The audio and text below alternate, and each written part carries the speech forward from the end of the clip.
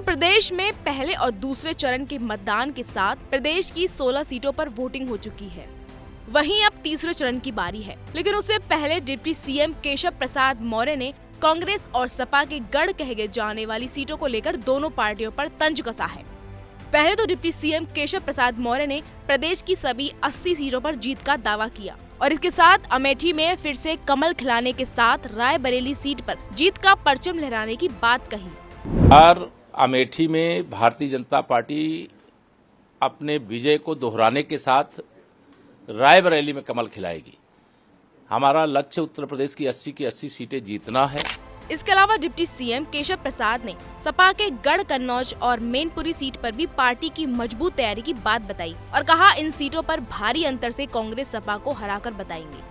कि ये सपा कांग्रेस का गढ़ नहीं बल्कि बीजेपी का गढ़ है। उसमें जो बड़े लक्ष्य हैं, उस बड़े लक्ष्य में अमेठी, रायबरेली, कन्नौज, मैनपुरी,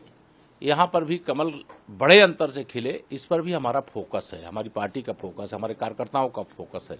क्योंकि यह सीटें जिस पर आप सबकी नज़र है तो यह ध्यान में आ जाए कि ये कांग्रेस और सपा का गढ़ नहीं, ये भाजपा का गढ़ है, ये कमल के फूल का गढ़ है और यह तैयारी मजबूती से चल रही है।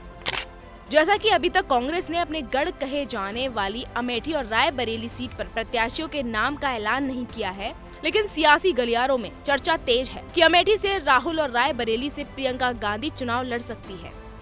वहीं कन्नौज सीट से इस बार खुद अखिलेश यादव मैदान में हैं, तो वहीं मैनपुरी सीट से डिम्पल यादव सपा प्रत्याशी हैं। डिप्टी सीएम का एक और बयान सामने आया है जिसमें वो कहते दिख रहे हैं कि इस बार मोदी के नाम का तूफान है, जिसके सामने सपा, कांग्रेस और बसपा टिक नहीं पा रही है और फिर अपनी पुरानी बात दोहराई।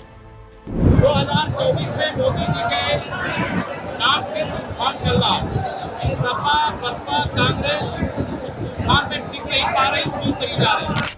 बता दें कि चुनावी मौसम में यूपी की सियासत में इन 4 सीटों पर हमेशा से लोगों की खास रुचि रहती है। इन सीटों पर सालों से कुछ सियासी दलों का दबदबा रहा है, लेकिन 2019 के बाद से कुछ सियासी समीकरण बदल गए हैं, जिससे इसमें से 2 सीट बीजेपी के खाते में चली गई, एक कन्नौज तो दूसरी अमेठी।